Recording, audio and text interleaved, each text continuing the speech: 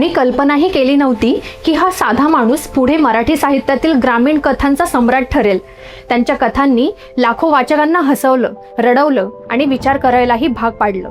त्यांच्या पुस्तकांना राज्य शासनाचे पुरस्कार मिळाले। त्यांच्या कथांवर चित्रपट आणि नाटके तयार झाली आणि आजही मराठी साहित्याचा इतिहास लिहिला जातो तेव्हा त्यांचं नाव अत्यंत आदराने घेतलं जातं। नमस्कार मंडळी, नाट्यविश्वास पुणे या आमच्या खास मराठी चॅनलमध्ये तुमचं मनपूर्वक स्वागत आहे। ग्रामीण जीवनाला आपल्या लेखणीतून अजरामर करणारे, सामान्य माणसांच्या भावना आणि जगण्याला शब्दरूप देणारे मराठी साहित्यातील ज्येष्ठ कथाकार शंकर पाटील यांची आज जयंती। पण नेमकं असं काय होतं त्यांच्या लेखणीत की त्यांच्या कथा आजही तितक्याच जिवंत वाटतात? ते मराठीतील इतके लोकप्रिय आणि मान्यवर कथाकार कसे बनले?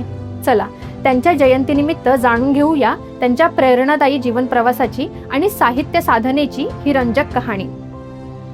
8 ऑगस्ट 1926 रोजी कोल्हापूर जिल्ह्यातील हातकणंगले तालुक्यातील पट्टणकोडोली या छोट्याशा गावात शंकर बाबाजी पाटील यांचा जन्म झाला। गावाकडचं वातावरण, शेतकरी कुटुंब, साधी राहणी आणि सामान्य माणसांचं जगणं त्यांनी लहानपणापासूनच जवळून अनुभवलं। याच मातीत रुजलेले संस्कार आणि ग्रामीण जीवनाचं बारकाईने केलेलं निरीक्षण पुढे त्यांच्या साहित्याचा पाया ठरलं। त्यांचं शिक्षण तारदाळ, गडहिंग्लज आणि कोल्हापूर येथे BE-BT पर्यंत झालं।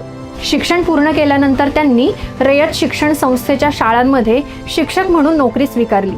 विद्यार्थ्यांना शिकवताना त्यांना माणसांचं मन समजू लागलं। गावोगावी फिरताना ते लोकांचं बोलणं, त्यांची भाषा, त्यांचे स्वभाव, संघर्ष आणि विनोद टिपत गेले। त्याच निरीक्षणांनी पुढे त्यांच्या कथा आकार घेत गेल्या। 1957 हे वर्ष त्यांच्या आयुष्यातील महत्त्वाचं वळण ठरलं। त्यांची आकाशवाणी पुणे केंद्रावर नियुक्ती झाली। रेडिओमुळे साहित्य विश्वातील अनेक दिग्गजांशी त्यांचा संपर्क आला आणि त्याच काळात त्यांचा पहिला कथासंग्रह वळीव प्रकाशित झाला। 1959 मध्ये त्यांना एशिया फाउंडेशनची शिष्यवृत्ती मिळाली। या शिष्यवृत्तीच्या माध्यमातून त्यांनी ग्रामीण जीवनाचा सखोल अभ्यास केला। त्या अभ्यासातूनच 1964 मध्ये तारफुला ही गाजलेली कादंबरी जन्माला आली। ग्रामीण समाजव्यवस्था, बदलती मूल्य आणि माणसांमधील नात्यांचं वास्तव या कादंबरीत प्रभावीपणे मांडलं गेलं। त्यानंतर भेटीगाठी, आभाळ, धिंड, ऊन, वावरी शेंग, खुळ्याची चावडी, फक्कड गोष्टी, खेळ खंडोबा आणि ताजमहलमध्ये सरपंच असे एकापेक्षा एक सरस कथासंग्रह प्रसिद्ध होत गेले। विशेष म्हणजे बळीवपासून ऊनपर्यंतच्या प्रत्येक कथासंग्रहाला त्या वर्षी महाराष्ट्र शासनाचा उत्कृष्ट कथासंग्रह पुरस्कार मिळाला। ही कामगिरी आजही अत्यंत दुर्मिळ मानली जाते। पण शंकर पाटील इतके प्रसिद्ध का झाले याचं उत्तर त्यांच्या लेखनात दडलं आहे। त्या काळात अनेक लेखक ग्रामीण जीवनावर लिहित होते, पण शंकर पाटील यांनी गावाकडच्या माणसाला कधीही केवळ दारिद्र्याचं प्रतीक म्हणून दाखवलं नाही।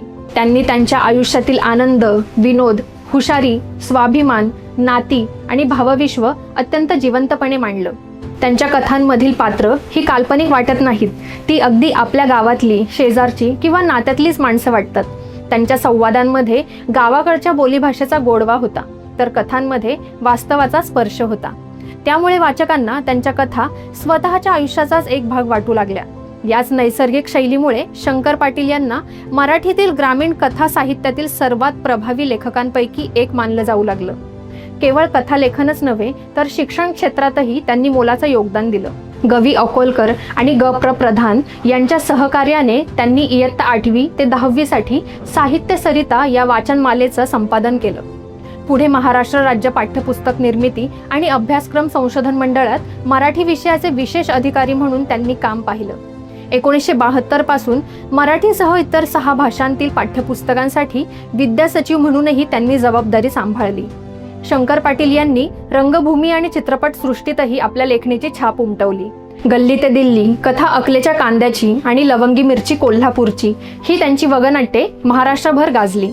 याशिवाय त्यांनी अनेक मराठी चित्रपटांसाठी कथा, पटकथा आणि संवाद लेखन केलं। युगे युगे मी वाट पाहिली, गणगवळण, भोळी भाबडी आणि चोरीचा मामला या चित्रपटांच्या पटकथा आणि संवाद लेखनासाठी त्यांना महाराष्ट्र शासनाचे पुरस्कार मिळाले। त्यांच्या कथांवर आधारित अनेक चित्रपट आणि नाटकेही लोकप्रिय ठरली। त्यांच्या साहित्याचा प्रभाव इतका मोठा होता की त्यांच्या कथांचे हिंदीसह अनेक भारतीय आणि परदेशी भाषांमध्ये अनुवाद झाले। निवडक शंकर पाटील हा त्यांच्या प्रातिनिधिक कथांचा संग्रह आजही अभ्यासक आणि साहित्यप्रेमींसाठी महत्त्वाचा मानला जातो।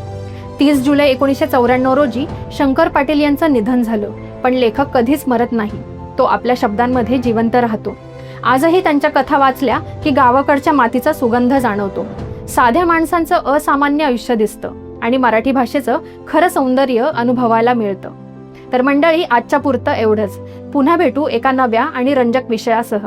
आम्हाला आशा आहे की तुम्हाला आमचा हा पॉडकास्ट अवश्य आवडला असेल. आवडला असल्यास लाईक व शेअर करायला विसरू नका. शंकर पाटील यांची तुम्हाला सर्वात आवडलेली कथा किंवा पुस्तक कोणतं आम्हाला कॉमेंटमध्ये नक्की सांगा. पुढील अपडेट्स जाणून घेण्यासाठी आमच्या चॅनलला सबस्क्राईब करा व बेल आयकन प्रेस करायला विसरू नका. धन्यवाद.